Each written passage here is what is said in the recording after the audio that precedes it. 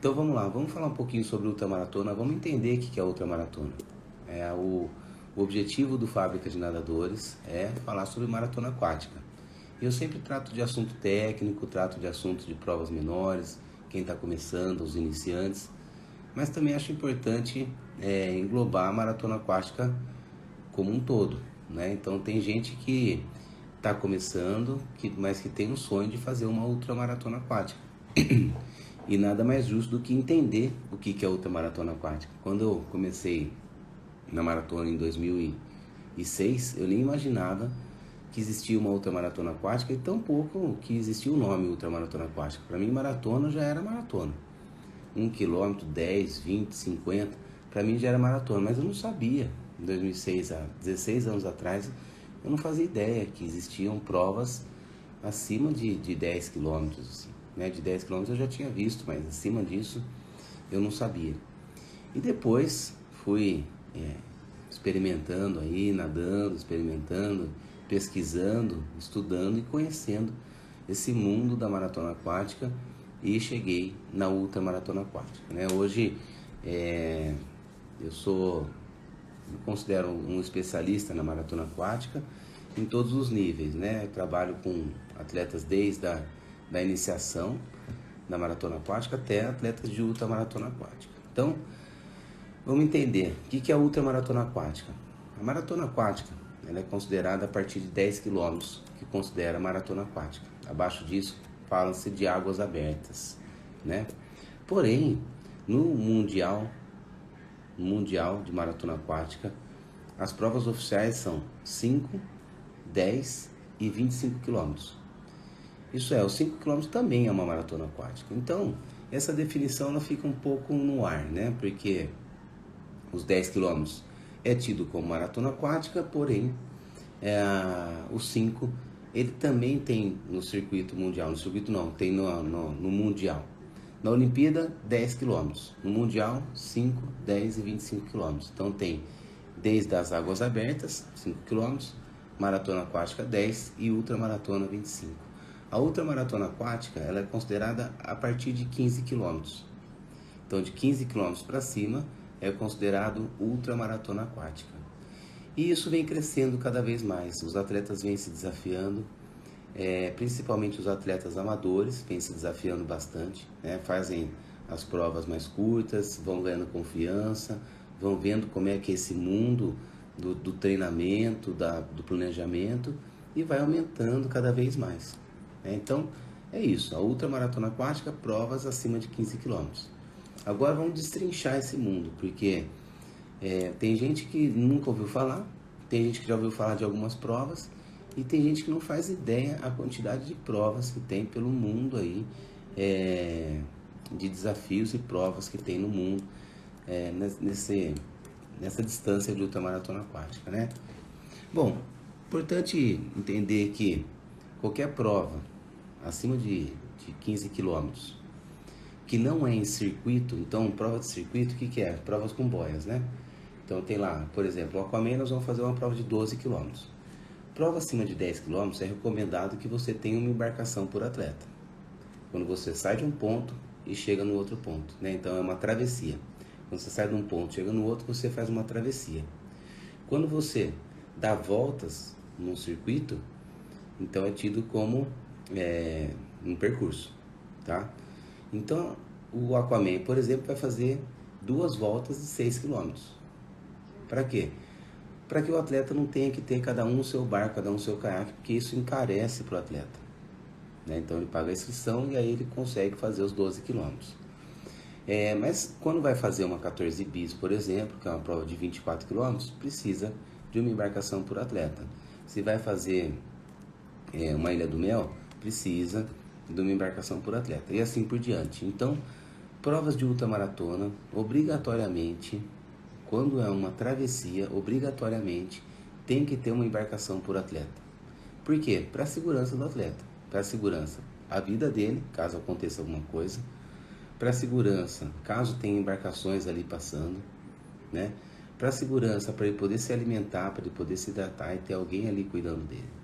Então, obrigatoriamente, provas acima de 15 quilômetros Obrigatoriamente tem que ter uma embarcação por atleta, ou um caiaque ou um barco, né? E aí a gente pensa assim, cara, mas será que precisa mesmo? Porque se eu tiver minha boinha, eu levo minha hidratação e tal. Só teve um treino noturno que eu fui fazer uma vez com o Marcos Campos, meu sócio no Aquaman, um amigão meu. E ele ia fazer o Leme ao Pontal. E aí eu peguei e falei assim, Marquinho, vamos na represa à noite, né? Que talvez você nade à noite no Leme ao Pontal. Vamos lá na represa, em Nazaré Paulista, aqui perto, né? Entre o caminho ali entre a cidade dele, que é Taubaté e Campinas. E vamos fazer um treino noturno lá. Beleza, peguei meu caiaquinho e saí remando. Saí remando. O intuito era a gente nadar por 6 horas, né? Então nadamos 3 horas para dentro. Quando voltou, eu me perdi na represa. Eu não tinha nenhuma referência, porque estava à noite, as luzes que estavam acesas na ida já estavam apagadas na volta. Se caísse uma neblina ali, eu estaria perdido, né? Então o caiaque, muitas vezes, não é o instrumento mais seguro ali, a embarcação mais segura, e sim um barco, quando você está com um atleta ali, né? Um atleta só. Então, assim, muito cuidado com a segurança, como sempre digo, né? Muito cuidado com a segurança quando vai fazer um treino para outra maratona, quando vai fazer um treino com a sua galera, né?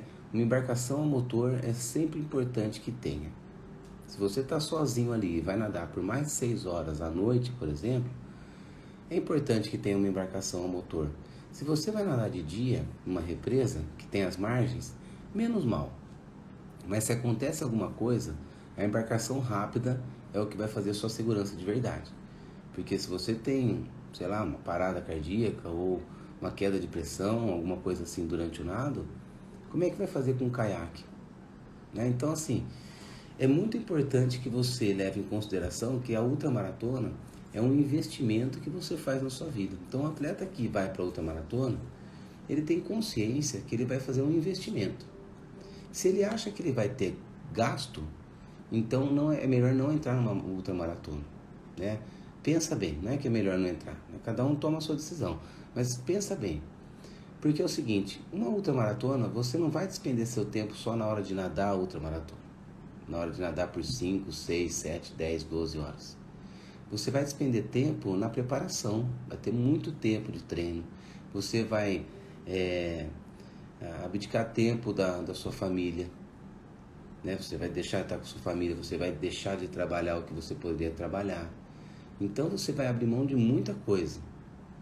Então o investimento, ele tem que ser proporcional ao seu sonho.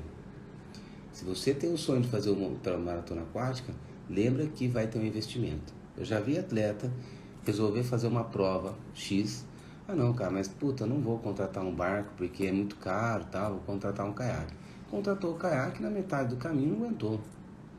E não aguentou não é porque tinha um caiaque do lado, não aguentou porque ele não se sentiu seguro naquele momento. Quando a gente está nadando uma ultramaratona aquática, a cabeça ela pira. Chega uma hora, depois de 3 horas, 3 horas e meia, começa a doer, a cabeça começa a ficar pirada. Você tem altos e baixos durante o tempo todo. Então, assim, imagina, o Glauco está nadando agora mais de 16 horas. Imagina a quantidade de informação que já passou na cabeça dele. Sobre a vida dele, sobre tudo que ele já fez, sobre tudo que ele nadou, sobre toda a preparação. A vontade que ele tem de parar. Porque ele fala, cara, já estou nadando há 16 horas, cara. Tá noite. Passa na cabeça do atleta. Então tem que estar muito bem preparado. Né? Uma ultramaratona aquática você tem que estar muito bem preparado. Aí vamos lá, vou falar um pouco das provas e depois eu destrincho essa parte do treinamento também, tá bom? Essa live é uma live que duraria, se dependesse de mim, umas 2 horas, tá? Mas eu vou tentar sintetizar nos 30 minutos que eu sempre prometo para vocês. Então, ó, existe um circuito mundial de ultramaratona aquática, né? Que há 2 anos já não existe, né? Na verdade 3, 2020, 2021 e esse ano não teve o circuito de ultramaratona, que é um circuito mundial onde nadam 15 atletas masculinos e 10 atletas femininos na maioria das etapas. Algumas etapas aceitam um pouco mais. E eu tive a oportunidade de nadar esse circuito mundial em 2013, 2014 e 2015, né? Por que eu digo que eu tive a oportunidade? Porque outros atletas no Brasil eram bem melhores que eu, só que eles não se interessavam pela ultramaratona, eles se interessavam mais em nadar as provas de 10 km, que é uma prova olímpica. Então eu tive a oportunidade, porque eu não era o melhor, mas era o que o Brasil tinha para representar, né? Então, eu tive a oportunidade de nadar esse circuito por 3 anos. O Matheus Evangelista, que é do Sul, né, ele é do Grêmio Náutico, lá do GNU, ele é o melhor atleta de ultramaratona do Brasil em relação ao circuito mundial. Ele é o que melhor se classificou nas provas, já fez pódio na etapa da Macedônia, né? Então, ele é um representante mais forte do Brasil. Então, o circuito mundial de ultramaratona aquática, ela é composta, até 2019, era composto por 7 etapas. Então, tinha a etapa de Santa Fé Coronda, que é uma etapa de 57 quilômetros, no Rio. Sai da cidade de Santa Fé, chega na cidade de Coronda, na Argentina, né? Então, ali o rio ele desce com bastante correnteza, tem alguns trechos com pouca correnteza. Eu vou usar os meus tempos como referência, tá? E o dos campeões. Eu nadava essa prova, eu nadei em torno de 9 horas e 17, o meu melhor. Nadei 3 vezes, eu nadei para 9 e 17. Os campeões nadavam para 8 e 27, 8 e 30, 8 e 40, tá? Os primeiros colocados. Aí tem Vila Urquiza, Paraná, que é de 25 quilômetros. Antigamente existia uma prova de 88. Tive a oportunidade de nadar em 2013, 2014, 88 quilômetros. Só que era completamente diferente do que o Glauco está fazendo agora. Porque esses 88 era rio abaixo. E a correnteza é muito forte. Então, nadei um ano para 10 horas e 14, no outro ano nadei para 9 horas e 56. Se vocês fizerem a conta, vai dar 42 segundos para cada 100 metros. Jamais na minha vida eu nadaria nem 100 metros para 42 segundos. Né? Quanto ainda mais 88 quilômetros. Mas a correnteza era muito intensa, muito forte. E os primeiros chegavam para 9 horas, 9 horas e 10. Esses 25 quilômetros também é o último trecho dos 88 quilômetros, onde desce o rio, depois volta contra a correnteza e depois entra na correnteza. Então, na casa de 2 horas e 10, os primeiros colocados, nadando isso aí. Aí tinha México, 15 quilômetros, às vezes era em Cancún, às vezes era em Cozumel. Lake Saint Jean, que é no Canadá, 32 quilômetros, onde a largada é realizada numa saída de rio. Então tem um rio que desce a montanha e que no inverno fica congelado e as pessoas esquiam ali. E a largada é naquele local. Então a largada é em torno de 13, 14 graus ficava a largada, e conforme a gente entrava no lago, a água ficava em torno de 16, 17, 18 graus. Então, uma prova bem desafiadora, assim, nessa questão de temperatura. Eu nadei para 7 horas e alguma coisa. E os primeiros colocados, 6 horas e 50, 7 horas. Aí depois tem Lake Magog, também no Canadá, que aí a água fica em torno de 18 a 20 graus. Então, mais uma vez, a dificuldade é o frio. Aí tem a Macedônia, A Macedônia fica perto da Grécia ali. Uma prova de 30 quilômetros, num lago assim surreal, magnífico, assim, lindo, lindo, lindo. A cidade em si destruída, mas o lago, um dos mais antigos do mundo, que é o Lake Ocre, que a gente escreve Ohrid. 30 quilômetros, deu em torno de 6 horas e 40 de prova, esses 30 quilômetros, os primeiros para 5 horas alguma coisa.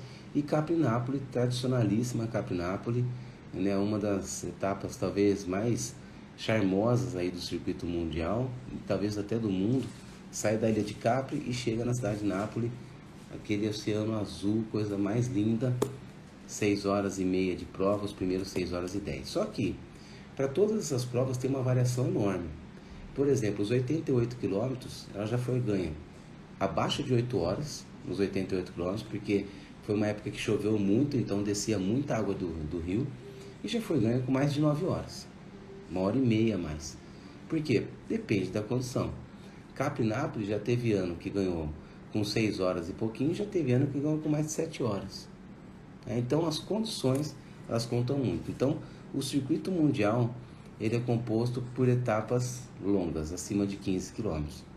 Aí tem o que o pessoal chama de Tríplice Coroa, Foi um americano que inventou a Tríplice Coroa, que é a volta da ilha de Manhattan, 45 quilômetros, o canal da Catalina, que você sai da ilha de Santa Catarina, ali perto de Los Angeles, e aí você chega no continente, que são 34 quilômetros.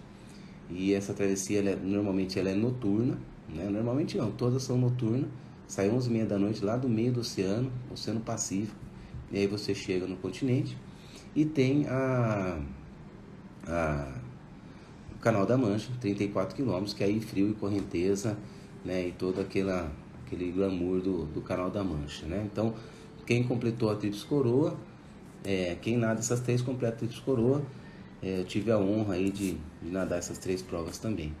E aí tem o Seven Ocean, né? O Ocean 7, né? Que são os 7 oceanos. Que aí é um desafio assim surreal, né? Que os atletas se expõem a diferentes condições de frio, de correnteza, de nado noturno, de nado, enfim, todo tipo de nado que a gente imaginar, que é Canal da Catalina, faz parte, 34 quilômetros, então é um nado noturno, uma temperatura ali de 18 a 20 graus, né? Oceano Pacífico, onde tem uma vida marinha bem grande. Molokai Oahu, que é no Havaí, né? Lindíssima travessia, mas também uma vida marinha muito intensa, né? São 42 quilômetros. O Estreito de Cook, que é na Nova Zelândia, são 26 quilômetros, né? Não preciso nem falar também que a vida marinha é muito intensa, além de correntezas. Estreito de Gibraltar, ali o Estreito de Gibraltar entre Espanha e Marrocos, são 16 quilômetros. A gente fala, pô, 16, ok. Só que ali a condição ela é bem cruel em relação à névoa. Então, quando você marca ali a sua janela, né, que é a data ali que você pode nadar, dentro daquela data que você vai nadar, é bem difícil, porque tem bastante névoa, bastante vento, então é difícil de conseguir o dia certo. Daqui a pouco eu explico o que é janela.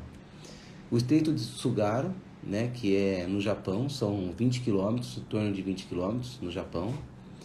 Correnteza intensa, muito forte, né? O Ulisses mora no Japão, é um ultramaratonista também aqui do Brasil. Ele está se preparando para fazer essa ultra aí no Estreito de Tsugaru acho que 2023 ele deve fazer, né? E aí tem o Canal do Norte, que aí vocês imaginam como é frio, entre Irlanda e Escócia, né? São em torno de 33 quilômetros, mas por conta de corrente, tudo isso aí muda muito, pode chegar a mais de 40. Extremamente frio, né? O Aderbal, que é o atleta, ele é o presidente do Leme Pontal, né? Da LPSA, ele nadou ali e faltando 6 quilômetros ele teve uma hipotermia intensa, por conta do frio, né? Acho que foi o único brasileiro que se aventurou aí nessa travessia e praticamente finalizou, né? Faltaram 6 quilômetros aí, né? Oficialmente não oficializou, mas foi muito guerreiro aí. E o Canal da Mancha, que são os 34 quilômetros, que aí vários brasileiros aí já conseguiram esse título. Eu nadei em 2015 o Canal da Mancha e realmente é um frio muito intenso que talvez para mim tenha sido, talvez não, para mim foi a maior dificuldade ali, foi o frio. Então, essa é o desafio Ocean 7, né? Então, são 7 oceanos. A gente pega lá o Havaí, que fica no norte, aí nós temos Havaí lá em cima, e Canal da Catarina, que fica mais aqui embaixo, né? Abaixo do hemisfério sul aqui. Aí nós temos o Canal do Norte, que fica lá em cima, tem o Canal da Mancha, fica lá em cima, tem Nova Zelândia, Estreito de Cook, aí tem Japão, que fica um pouquinho mais embaixo, não, Nova Zelândia embaixo, Japão em cima, e Estreito de Gibraltar. Então, esse é o Seven Ocean. E aí nós temos as travessias no Brasil, né? Finalmente chegamos aí nas travessias no Brasil. Atualmente, né, que eu me lembre aí, se eu estiver falando besteira aí, vocês me corrijam, né, ou falem aí quais provas tem, mas acima de 15 km de prova, hoje, é a 14 bis, que acontece ali Bertioga, Guarujá-Bertioga, né, o canal entre Guarujá e Bertioga, são 24 km, que é o Percival Milano e a Flávia Takada que organizam. Aí tem a Ilha do Mel, né, que é no Paraná, super linda também, que tem a prova de 23 km. Tem os 13K também, mas os 23 que vai acontecer agora dia 9 de abril. Super legal, super linda a prova, organizada pelo Edgar. E de prova atualmente só essa. Tinha também a Ilha do Arvoredo, que eram 25 km, mas por ser uma prova que as correntes elas são bem intensas ali na região de Bombinhas, né, Santa Catarina, o organizador resolveu não fazer mais prova e tornou desafio. E aí, como desafio, surgiram vários. Então, tem a Ilha do Arvoredo, que atualmente acho que o organizador deu uma parada, não sei como é que está em relação a isso, né? Eu acho que ele parou, mas tem esse desafio. Tem o desafio 14 bis solo, quem quiser fazer a 14 bis solo, entre em contato com o pessoal de lá e vai fazer solo, pode fazer sem ser a prova. Tem a 14 bis ida e volta, né, que é a 28 bis que eles chamam, vai 24, volta 24.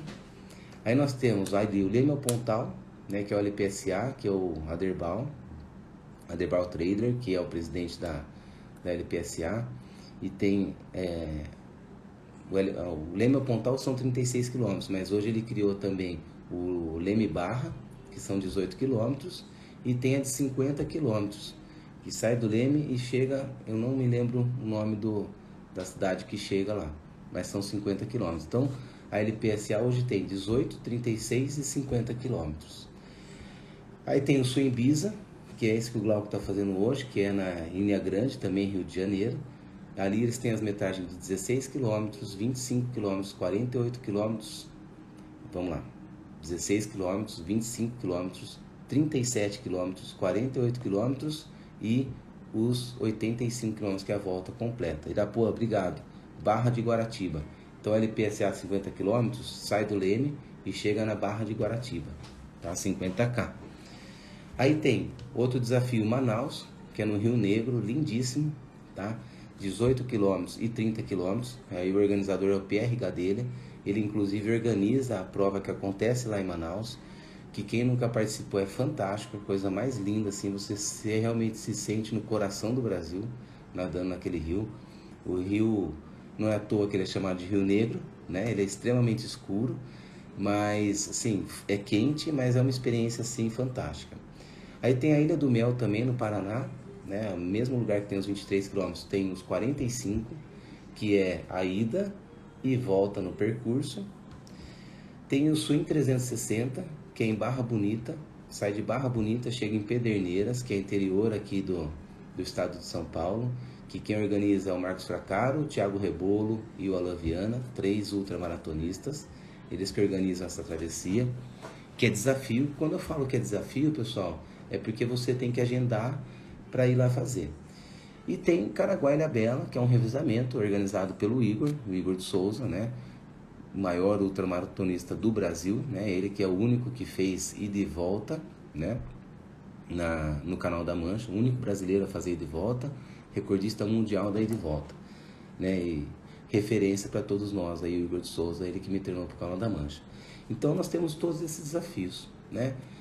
Eu posso falar com certa propriedade, né, em relação a eles, porque eu participei de praticamente todos eles, a grande parte nadando, mas muitos acompanhando atletas, né? Então tenho uma certa experiência nisso. Então 14 bis assim, um nível de prova assim, legal para quem está começando numa maratona aquática, porque tem um controle ali do canal. A Ilha do Mel, né, você pega um trecho grande ali de abrigado, né, que você está protegido ali pelo continente, e aí você pega um trecho final ali de mais ou menos uns 10, 9 quilômetros, que é mar aberto, então você já não tem tanto controle ali da situação. Aí você tem o Leme ao Pontal, né, que você tem o atleta vai encarar uma condição assim de correnteza bem variada, né, então escolher a janela certa faz muita diferença. E essa janela, a gente fala de janela certa, mas é muito difícil assim você falar que uma janela certa, porque a gente não tem controle da previsão. Quando você agenda qualquer desafio desse, você agenda uma janela. Então assim, você fala com a organização, olha, eu quero nadar em outubro. Tá, em outubro as datas boas são essas, do dia 9 ao dia 16. E por que eles consideram isso data boa, 19 a 16? Porque é nessa data que a lua está melhor. Então é uma lua minguante ou uma lua crescente. Normalmente a lua minguante e lua crescente são luas boas aí para marcar essa janela, né? Então você tem essa janela para participar. E aí é muito importante que o atleta tenha muita paciência e muita consciência do que ele está fazendo. Porque nessa janela ele pode nadar no primeiro dia, que é o dia 9, ou ele pode nadar no último dia, que é o dia 16. Então o técnico, o atleta, tem que ter uma preparação física e mental que suporte essa janela. Né? No Canal da Mancha, quando os atletas vão lá, né? Quando a gente vai 15 dias antes, porque é uma semana de adaptação, fuso horário, frio, né? Água fria, e depois uma semana esperando a sua janela. E além de você ter essa janela, você tem também os slots. O que são os slots? São os atletas que vão nadar naquela semana. Então, normalmente, Demi Pontal, por exemplo, coloca aí 3 atletas dentro dessa semana. O Suimbisa, que tem uma embarcação, que é o catamarã ao mar, marca 2 ou 3 no máximo, depende da quilometragem que vai nadar. Por quê? Porque dentro de uma semana, as condições podem variar muito. Então, se marca mais do que 3 atletas, não é certo que vai nadar no primeiro dia, no segundo dia, no terceiro, no quarto. Não. Já teve janela que atleta meu ficou esperando 5, 6 dias, foi nadar no último dia. Então, os slots são isso, são os atletas. Então, atleta 1 da semana, atleta 2, atleta 3. E a regra é a seguinte, dentro desses slots. A organização liga lá, fala, o slot 1, amanhã você pode nadar. Aí o slot 1 fala, não quero nadar amanhã. Esse slot 1 passa a ser o slot 4, se tiver 4 na semana, ele passa a ser o 4, o 2 vai ser o primeiro. O slot 2, você quer ir? Quero, então vai lá e nada. E assim por diante. O que aconteceu essa semana, por exemplo? Né? A Mônica Guzmán, que é a minha atleta que nadou os 16 km ontem, a previsão era que ela nadasse quinta ou sexta, porque ela é slot 3. O slot 1 foi o Alexandre Landes, que nadou os 37 km, nadou super bem, né? O cara extremamente forte também, 10 horas e meia, 10 horas e pouquinho. Nadou já na segunda-feira, primeiro dia da janela. Aí no segundo dia nadaria o Glauco. O Glauco nadaria os 85. Mas o Glauco, ele acompanhou o Landes. Então ele falou, não, eu não quero ir hoje, eu prefiro jogar para depois. Aí a organização ligou para mim e falou, Samir, olha, se você quiser, a Mônica pode nadar na terça-feira. Então, domingo, arrumei minhas malas aqui. Segunda-feira, passei na casa dela em Paraty. Levei ela lá para... Dormimos no catamarã lá com a galera, né, do Bisa. E ela nadou ontem os 16 quilômetros. Né? E aí, voltei ontem mesmo, já estou em casa. E o Glauco tá nadando hoje. Largou hoje às 5 da manhã. Então, os slots, eles são controlados pela organização. E aí, o atleta faz a escolha se ele quer ou não nadar. Quando você vai fazer uma reserva para um Canal da Mancha, por exemplo, é muito tenso, porque lá tem slot 1, 2, 3 e 4. Só que as condições no Canal da Mancha, elas são muito intensas. Então, é difícil nadar 1, 2, 3, 4 seguido. Então, se um atleta vai nadar um Canal da Mancha, o Igor de Souza, por exemplo, que é a referência em levar atletas para o Canal da Mancha, né? Teve outros técnicos que levaram, mas o Igor é o disparado que mais levou gente. Ele sempre fala, olha, se for slot 3 e 4, nem agenda, porque a chance de não nadar é grande. E lá na Inglaterra, é o seguinte, você paga tudo, você paga tudo. Chegou lá, primeiro dia não nadou, segundo, acabou a janela, não nadou, perdeu todo o seu investimento. Por isso que eu falo, ultramaratona é um investimento, e você tem que ter consciência que você está investindo e como você está investindo esse seu dinheiro. Né? Porque não é gasto. Se você ama aquilo, se você tem o objetivo de fazer, aquilo lá é um investimento que você faz para a sua vida. Porque a experiência que você vai levar para a sua vida depois é muito grande. Para o seu trabalho, para a sua família, para os seus amigos, é muito grande. Né? Então tem o Bisa, que tem, aí tem o Leme Pontal, né, que tem essa dificuldade. Aí tem o Bisa 16, 25, 37, 48 e 85. Né? O 85 km eu não tive a oportunidade de acompanhar. Né? O Renato, que é o presidente, junto com o Fábio Righetti, que é o dono do catamarã. Né? O Renato ele é técnico da Navegantes, lá no Rio de Janeiro. Eles estipularam esses percursos ali na Ilha do Mel, na Ilha Grande. E é interessante, porque assim, você fala, pô, já nadei uma 14 bis, que é 24 km, então eu vou nadar os 25 do Bisa. Não tem nada a ver.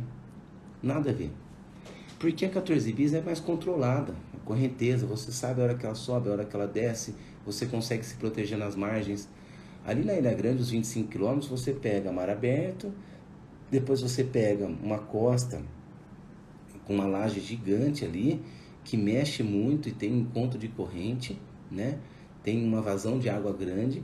Aí depois você entra num canal, e no canal, se você pega contra, é extremamente intenso. O que é o canal? É onde passa navio, né? Então a profundidade é enorme. E por que a profundidade é enorme? Porque ali passa uma correnteza. E a correnteza faz com que cave esse buraco, né? Por isso que é um canal. Então ali no canal é extremamente intenso. E aí você chega. Esses são os 25 quilômetros. Já o 37, você vem margeando uma parte da ilha. É mais controlado. Você consegue se proteger um pouquinho mais, né? Você vai pegar uma corrente um pouco menos intensa. Então quando a gente fala de 25 e 37 ali no Bisa, é legal deixar claro que assim, o nível de dificuldade dos dois é muito parecido mesmo. E os 16 quilômetros do Bisa é muito parecido com os 24 quilômetros da 14 bis. Então, se você nada uma 14 bis e fala assim, já nadei 14 bis que é 24, vou nadar o 25 do Bisa. Pensa bem. Porque se você está treinado para nadar igual uma 14 bis, então nade os 16. Se você vai nadar os 25, você tem que estar mais preparado do que uma 14 bis. Tá? Onde eu quero chegar com isso? Qualquer ultramaratona aquática, como eu disse lá no começo, eu já nadei uma prova de 88 km. E o Glauco está nadando 85 agora. Aí vocês devem falar, porra, o Samir é mais fodido. Não sou. Porque esses 88 km que eu nadei, era correnteza empurrando. Era Rio Paraná, na Argentina. Sai de Hernandares, cidade de Hernandares, e chega na cidade de Paraná, na Argentina. É 88 km que o rio chega a 7 km por hora de correnteza. Mais os 4 km, na época 4,5 km mais ou menos que eu nadava por hora. Então deu 42 segundos de média. Muito rápido. Já o Glauco, ele está nadando em mar aberto. Correnteza, vento, cara, um monte de variação ali, né, natural. Então esses 85 dele, a previsão é chegar em 24 horas. Eu acho que ele vai nadar menos. Do jeito que está indo bem ali, vai nadar menos que 24 horas. Mas é completamente diferente. Então, quando você pensar em qualquer prova de maratona, seja ela de 1 km, seja ela de 25, de 30, de 88 km, pensa que o que conta não é a quilometragem, e sim a condição que a prova oferece. Pessoal, lembra sempre disso. Não é a quilometragem, é a condição que ela oferece. Muito cuidado ao escolher sua prova, muito cuidado. Eu demorei para aprender isso. Eu aprendi na marra, eu aprendi tomando porrada, eu aprendi vendo gente tomar muita porrada, né? É extremamente difícil, tá? Extremamente difícil. Vocês não levem em consideração a metragem, senão vocês vão se iludir. Eu quero nadar 50 km no mar. Cara, 50 km no mar é fogo. Agora, quero nadar 50 km na piscina. Beleza. Eu nadei na piscina 24 horas. Nadei 83 km em 24 horas na piscina. Mas não tem correnteza. A piscina lá estava na temperatura ideal, 27 graus. Né? Eu podia parar por pé no chão. Né? Assim, não é desmerecendo quem nada 24, mas é diferente. Então, considerem isso sempre. Porque senão gera uma frustração no atleta. Eu vejo atleta saindo de provas e falo assim, cara, eu nadei lá o canal de Ilhabela o ano passado, que eu estava treinando nada, nadei para 1h10. Aí esse ano que eu treinei pra caramba, eu nadei para 1h20. Piorei. Você não piorou, cara. Se você treinou mais, se você sentiu que nadou melhor, você melhorou. O que foi diferente? A condição. A condição. Então, muito cuidado, pessoal, muito cuidado. Eu fico triste quando eu vejo o atleta ficar preso a tempo. Eu fico triste. Porque maratona aquática não é tempo, maratona aquática não é recorde. Maratona aquática é condição, é natureza. O que a natureza te oferece ali? Ela vai te oferecer correnteza pra caralho esse ano. Então você vai nadar, o leme apontar uma correnteza contra. Então se prepara para nadar com correnteza contra. Não se prepara para bater recorde. Quando eu fui nadar o Canal da Mancha, o Igor falou, cara, olha, o Canal da Mancha é o seguinte, esquece recorde, você vai ter que terminar. Você pode terminar para 8 horas, você pode terminar para 15 horas. Então, cara, eu vou te preparar para terminar. E o Igor me preparou para terminar. Até o meio do canal eu estava com uma previsão de chegar em 8 horas e 10. Eu cheguei para 10 horas e 14. Por quê? Condição. Condição. Mais uma vez, não estou desmerecendo quem nada, quem tem recorde, não estou desmerecendo quem nada vários quilômetros, não estou desmerecendo. O que eu quero dizer é o seguinte, leve em consideração que maratona aquática é condição e não é tempo, tá bom? Não se frustrem por causa disso, hein? Bom, aí tem Manaus, tem 18 km e 30 km, né? Que é um bom trecho, a correnteza empurra, e aí no trecho final ela joga para o lado, né? Então é um pouco mais difícil, tá? A Ilha do Mel, 45 km, então é um percurso de ida e volta. Então todo percurso de ida e volta, ela tem sua dificuldade, porque é que nem você subir e descer, né? Então, em algum momento você vai pegar uma correnteza contra. O Swing 360, que é os 35 km ali da Barra Bonita Pederneiras, que é rio, né? Então, quando a barragem está aberta, a correnteza empurra bem. Quando a barragem está fechada, a correnteza não vai empurrar. A única certeza que a gente tem é que não vai ter correnteza contra, porque o rio ele sempre desce, né? E o percurso é descendo o rio. Então, se a barragem está aberta, corre mais. Se a barragem está fechada, corre menos. Tá? Eu estou sendo bem resumo aqui, tá, pessoal? Tem Ilha do Arvoredo, que é 25 km, extremamente, assim, você não sabe o que pode acontecer ali, porque a correnteza ali, teve ano que a atleta de alto nível não conseguiu nem chegar na metade do caminho com 7 horas, e teve ano que teve atleta amador, assim, teve atleta meu que nadou para 5 horas e 20, né? Atleta bom, mas assim, é uma pessoa comum, que tem uma vida social, que tem família e tudo mais, nadou para 5 horas e meia, né? Que foi o Flávio Toy. Foi excelente, ele nadou super bem, mas assim, foi um ano que a condição estava boa. Eu cheguei para 5 horas e 1, ele chegou para 5 horas e meia, alguma coisa assim. E no outro ano, o Marcos Campos, que é um cara que nada mais forte que eu, né? Meu sócio na Aquaman, ele é mais forte que eu. Ele com 6 horas e 50 não estava nem na metade do caminho. Por quê? Correnteza, né? Então, Ilha do Arvoredo tem essa correnteza. E aí tem Caraguá e Ilhabela, que é um revezamento organizado pelo Igor. São 20 quilômetros, onde os atletas são 4 atletas. É obrigatório 3 homens e uma mulher.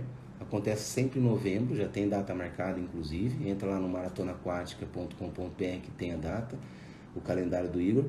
São 4 atletas que revezam de meia em meia hora. Obrigatoriamente de meia em meia hora, sempre mantendo a mesma ordem dos atletas. Então são essas as provas que a gente tem no Brasil, tá? Desculpa pessoal, mas eu vou fazer uma live de 1 hora aí, tudo bem? Dá um joinha aí se tudo bem pra vocês. Já passei da minha hora faz tempo, né? Falei, me empolgo com esse tema também. A hidratação ela é feita com uma vara, então imagina uma vara de pesca, por exemplo, e um copo na frente, né? Onde o guia ali, né? O técnico, ele vai colocar a vara e o atleta vai pegar a hidratação dele ali na vara. E essa hidratação, por que é feita com a vara? Porque o atleta não pode tocar no barco, ele não pode se deslocar com o barco em movimento, né? Então ele tem que tá parado ali hidratando. Se a correnteza estiver levando, ótimo, né? Mas ele não pode tocar em lugar nenhum e ninguém pode tocar nele. Qual que é a regra da FINA? O atleta pode pôr o pé no chão, mas o atleta não pode se deslocar com o pé no chão. Então se ele parar num trecho que é raso, 14 bis acontece isso, é raso, o atleta pode pegar a hidratação, se hidratar com o pé no chão, o que ele não pode é andar, tá? Então essa é a regra, tá bom? E aí a hidratação, é sempre bom conversar com o seu nutricionista, tem uma quantidade ideal de carboidrato para você comer a cada hora, tem uma quantidade de líquido ideal para você tomar a cada hora. Dependendo da pessoa, se ela tem algum tipo de intolerância, ela vai ter que comer uma coisa ou vai ter que comer outra, né? Mas em geral, o atleta tem que comer ali em torno de 60 a 100 gramas de carboidrato por hora e aí líquido, agora eu não me lembro, mas em torno de 250, em torno de 500 ml por hora, 500 ou 600 ml por hora, tá? Pessoal, se tiver pergunta de hidratação, sobre cardápio de hidratação e nutrição, eu não vou responder, tá bom?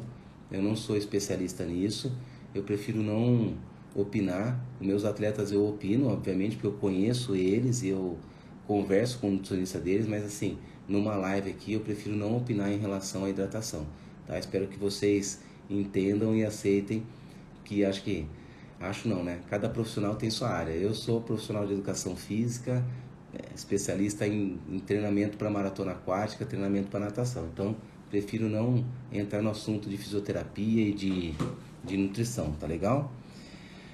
E aí o treinamento, né? Chegamos aí no treinamento para uma ultramaratona aquática exige o quê? Primeira coisa, família, né? Se você tem uma família, sua família tem que te apoiar e ela tem que saber aquilo que você vai fazer. Porque o treinamento vai demandar tempo. O tempo diário, o tempo em alguns finais de semana que você vai fazer o longo, né? E a questão mental, tá? A questão mental é muito importante, porque você tem que estar com a mente calejada ali. E aí tem treino que você sai extremamente irritado, então você vai levar isso para casa. E aí, se a família não souber o que está acontecendo, é um problema, tá? Então, primeira coisa, família. Segunda coisa, planejamento. Se você não tiver um planejamento para uma ultramaratona, o risco de não dar certo é grande, porque tem muitos detalhes que envolvem esse treinamento. É volume, é a hidratação, é o peso certo para você encarar a condição de frio, de calor, é o treino longo que você vai fazer para calejar seu corpo, calejar sua mente. Então, assim, vários pontos aí que a gente tem que planejar, né? E tempo. Você tem que ter tempo. Você vai abrir mão do seu tempo com a sua família, você vai abrir mão do tempo do trabalho, você vai abrir mão do tempo com seus amigos. Mas é por um período, né? Dependendo da periodização vai durar ali 15 semanas, dependendo vai durar,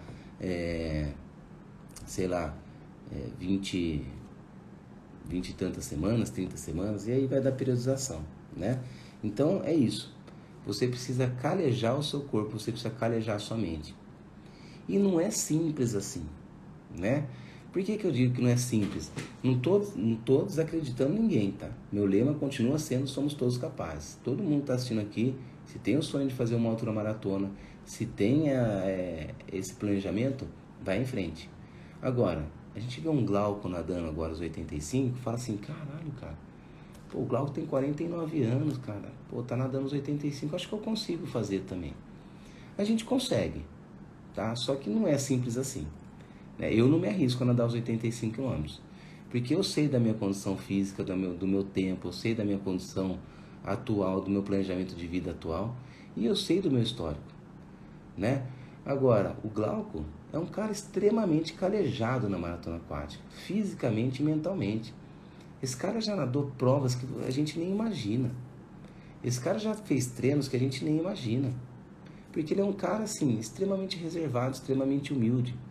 Se vocês souberem dos treinos que ele fez, vocês falam: como é que esse cara não chegou na Olimpíada? É muito forte. Então, assim, cuidado para não se comparar com as pessoas, né? É outro cuidado que a gente tem que ter. Não se compare com as pessoas. Não é simples assim. É possível.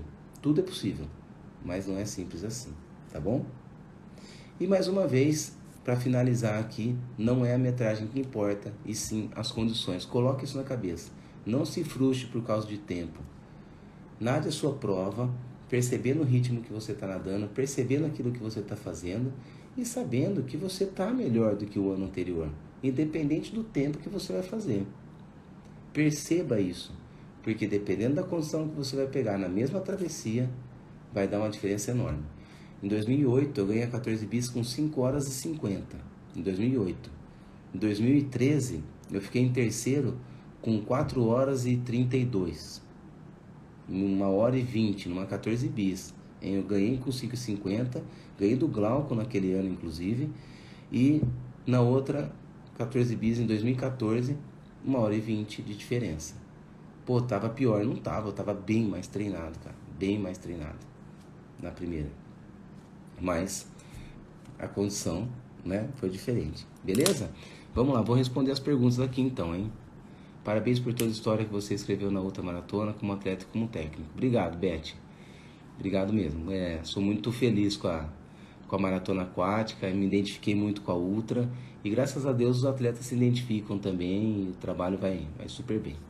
Concordo, Beth, o Luiz colocou, grande mestre, compartilha conhecimento acumulando com humildade e ética. Obrigado, Luiz. Essa Caraguá-Ilha Bela tem um tempo limite? A Caraguá-Ilha Bela ela tem um tempo limite assim, de 10 horas, tá? É revezamento, né? Mas teve prova que com 6 horas ela parou, porque ninguém chegava. Nem o primeiro colocado tinha chegado nem no meio do caminho, por conta da correnteza no canal ali que entra em Ilhabela, né? Então, tem um tempo limite. E já que perguntou tempo limite, vamos entender como é que funciona o tempo limite. Tempo limite numa prova comercial, o organizador estipula. Eu, quando vou estipular um tempo limite numa prova do Aquaman, por exemplo, eu calculo 3 minutos e 30 a 4 minutos para cada 100 metros, tá? E aí, me perguntam assim, pô, Samir, 3 e 30 a 4 minutos, cara, pô, é sacanagem, né? Porque tem gente que não tem, concordo, tem gente que não tem esse ritmo de 3 horas e meia, 4 horas, né? De 3 minutos e meio a 4 minutos para cada 100 metros. Só que é um ritmo que exige muito da pessoa. Se eu puser um limite superior a esse, eu estou judiando muito dela. Os primeiros colocados vão nadar para 1,15, 1,20 de média. A gente falar de 4 minutos é mais do que 3 vezes esse tempo. É judiar muito do corpo, é judiar muito da pessoa. Por isso, porque eu penso na segurança dela, tá? E também você pode estipular por conta em relação ao horário. Começou a anoitecer e acabou. Na regra da FINA é o seguinte, a cada 5 quilômetros o atleta tem 15 minutos para chegar depois do primeiro. Então, uma prova de 5 km. Ana Marcela chegou, né? A última colocada tem 15 minutos para chegar. Não chegou em 15 minutos, tira da água. 10 km. Ana Marcela chegou, tem 30 minutos para chegar. Prova de 15 km. O primeiro atleta chegou, tem 45 minutos. Então, para cada 5 km, tem 15 minutos para o atleta chegar. Tá bom? Então, em 5 km, depois que o primeiro chega, o último tem 15 minutos para chegar. Nos 10 tem 30 minutos. Nos 15 tem 45 e assim por diante. Vai sempre aumentando 15 minutos. Tá bom? O Elastic Studio é o Gui. Vai acontecer isso aí mesmo. Se eu não me engano, é 19 ou 20 de novembro. Né? São 4 atletas, 3 homens e 1 mulher. Obrigatoriamente. E aí os atletas se revezam a cada meia hora. Tá bom? Vamos lá. Como faço para validar uma ultra fora desses lugares que mencionou? Como faço para validar? Patrícia, para você validar uma ultra maratona aquática, você precisa ou ter uma associação, que é o caso da LPSA, do Suimbisa, né, de Manaus, né, que tem uma associação que vai validar isso. Ou, se você for fazer individual, qualquer desafio, você pode contratar um árbitro da FINA, por exemplo, que possa validar isso para você. O Arthur Pedrosa, né, que inclusive ele fez a volta da Ilha Grande, o Arthur Pedrosa ele fez a volta da Ilha Grande, mas não foi validada, assim, oficialmente validado, a gente sabe que ele fez, né, obviamente que é super validado e muito bem validado, 23 horas e alguma coisa, 23h40 ele fez. Ele deu a volta toda ali na Ilha Grande, só que ele não foi pelo Suimbisa, não era uma associação. Foi um desafio que ele fez ali a convite de uma outra instituição que não tinha uma associação, não tinha uma validação de árbitro, mas ele é árbitro da FINA, né? Então, se você quiser validar algum tipo de travessia, Patrícia e pessoal, procura um árbitro da FINA, né? O Arthur Pedrosa, ele é árbitro da FINA, temos 6 árbitros oficiais aqui no Brasil, né? Que são árbitros da Federação Internacional de Natação, e eles com certeza podem informar como é que é a validação disso, tá? Fora as associações. Vamos lá, mais perguntas aqui. Aqui. O que usa no corpo para não assar o corpo com água salgada na ultramaratona? Patrícia, vaselina. Vaselina mesmo, assim, mas assim, panturrar de vaselina. Quando vai nadar no frio, os atletas usam vaselina com lanolina, né? Então é uma mistura. 70% de lanolina com 30% de vaselina. A lanolina é óleo de carneiro, né? Então, para que serve a lanolina? ela cria uma camada na pele onde você não perde tanto calor. Ela segura mais o calor, tá? Então os atletas usam vaselina com lanolina. A Rosa dos Ventos, né, ela tem o material que ela utiliza é um material vegano, então ela não usa material animal, e eles têm, né, chama anti-atrito, né, ao invés da vaselina, porque vaselina é uma marca, né? Tem o anti-atrito águas frias, né, que tem esse mesmo componente aí, e tem o anti-atrito normal. Mas é isso, é vaselina ou o anti-atrito, tá bom? Pessoal, joga as perguntinhas aqui na caixa que fica mais fácil, tá bom? O Romeu perguntou aí o quanto o fator peso, altura, índice de massa corporal influencia no atleta encarar uma ultra. Vamos lá, ó. Então, altura, amplitude de movimento, tudo isso tem uma influência técnica. Mas por ser ultra, né, não influencia tanto quanto uma piscina. Né? Você pega um nadador de 50 livres, que tem uma envergadura grande e tal, vai influenciar muito no 50 livres. Na maratona já não. Ela é muito mais democrática nesse sentido. Agora, a questão de índice corporal, isso faz muita diferença. Se você vai nadar numa água extremamente fria, se você tiver magro, a sua adaptação ela vai ser muito mais difícil. Tem atleta magro que aguenta nadar por horas e horas, mas assim, muito bem adaptado. Eu fui nadar o Canal da Mancha com 10% de gordura, sofri bonito. Se eu tivesse com 15, que é o que eu estou hoje, 15, 16, com certeza seria diferente. Então, o índice de massa corporal faz muita diferença para nadar em água quente, para nadar em água fria. Questão de flutuabilidade também. Só que aí, o atleta ele tem que chegar num ponto de equilíbrio. Ele não pode estar gordo demais, porque senão é muito arrasto. Ele vai flutuar mais, mas arrasta demais, né? Ele não pode estar muito magro, porque senão ele passa frio, arrasta de menos. E menos flutuabilidade, porque não tem gordura. Por isso que eu falo que nesse aspecto nutricional eu não me meto, porque é uma medida que o nutricionista vai fazer junto com o atleta. Né? Então tem atleta que vai precisar de 20% de gordura para nadar um Canal da Mancha e ter uma boa eficiência, e vai ter atleta que vai ter 15% de gordura e vai ter uma boa eficiência, porque 15 é o suficiente para ele aguentar o frio, enquanto o outro precisa de 20, tá? Então assim, tem influência sim, tá, Romeu? É importante deixar isso claro, tá? É obrigatório o acompanhante para o nadador em um caiaque? Sim, Ivan. Provas acima de 15 km é obrigatório você ter um técnico ou um acompanhante para fazer a sua hidratação, tá? Se não for obrigatório, desconfie do evento. É perigoso. Se for voltas, 15 km, 2 voltas de 7,5 km, beleza. Né? Porque aí você vai ter as hidratações, pontos de hidratações, e vai ter o controle da prova. Mas se é uma travessia de 15, sai de um ponto, chega em outro, é obrigatório, tá bom? Essas equipes podem ser formadas aleatórias? Sim, Caragualha-Bela sim, aleatoriamente, tá? O Romeu perguntou. O Rebolo, os atletas do circuito mundial de ultra têm a porcentagem alta? Cara, ótima pergunta, Rebolo, ótima pergunta. Cara, assim, muda muito, né? Você pega... Cara, tinha um russo, por exemplo, ali, que ele era magro, mas aguentava muito.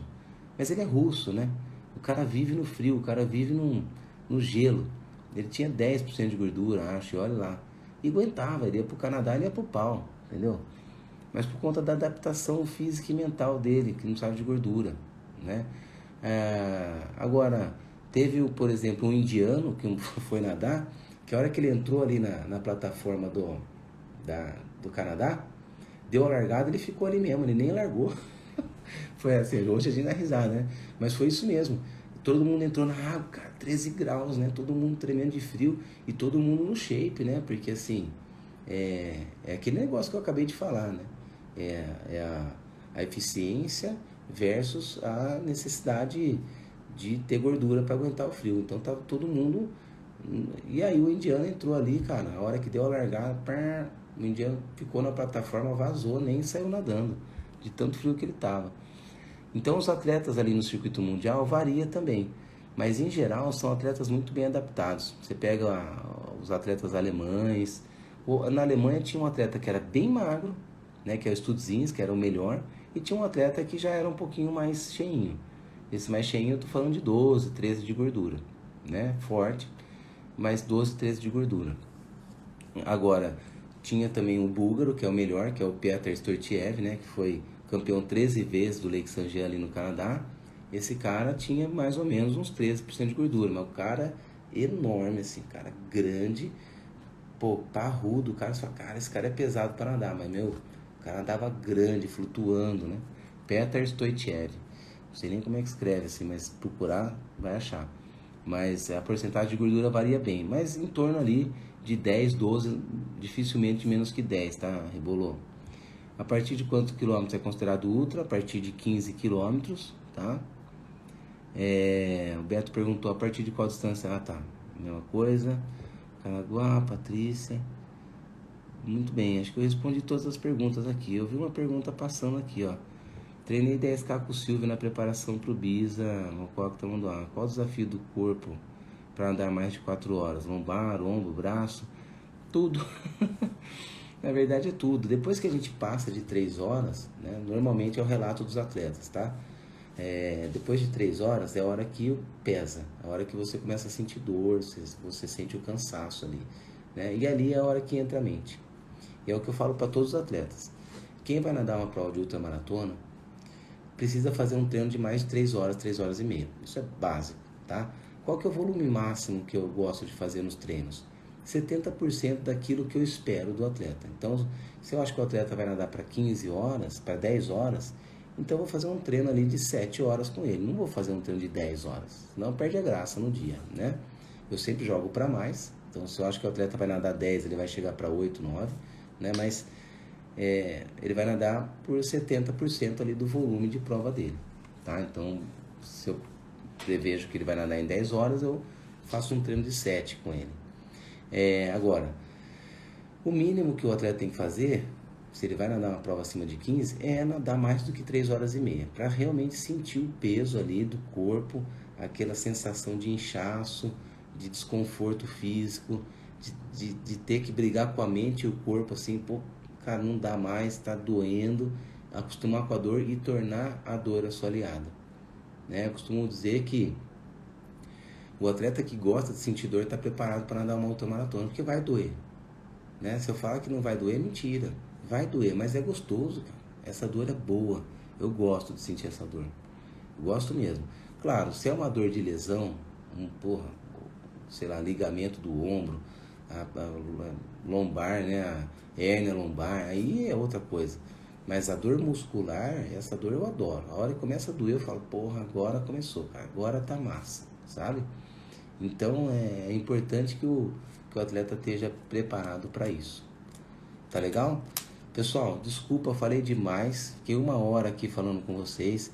Espero, assim, compartilhei resumidamente o que eu conheço de ultramaratona aquática e de maratona aquática, né? Assim como foi o começo do Fábrica, onde eu falava bastante, depois eu fui colocando sempre pontos mais importantes. Vamos fazer isso com a ultramaratona aos poucos também, tá bom? Então, segunda, quarta e sexta, vou sempre fazer uma live aí com vocês, sempre temas diferentes. E como sempre peço para vocês, coloquem aí a sugestão, manda pra gente, porque aí eu vou criando esse conteúdo mais pontual, né? E vai ficando mais fácil de entender tudo. Hoje eu vomitei informação sobre o ultramaratona aquática aqui para vocês, mas pode ter certeza, eu tenho certeza que faltou muita informação e muitas dúvidas, tá bom? Pessoal, um bom descanso para vocês, 10 horas da noite já. Dá uma entrada lá no Swim Bisa, vamos ver como é que o Glauco tá, torcer para ele, porque, cara, é um desafio, assim, que esse cara merece muito. O Glauco é um grande exemplo para nós, uma grande inspiração, e tenho certeza que ele vai inspirar muitos dos que estão aqui a também fazer, tá bom? Contem comigo, estou à disposição, e um beijo, um grande abraço para todos vocês. Fui!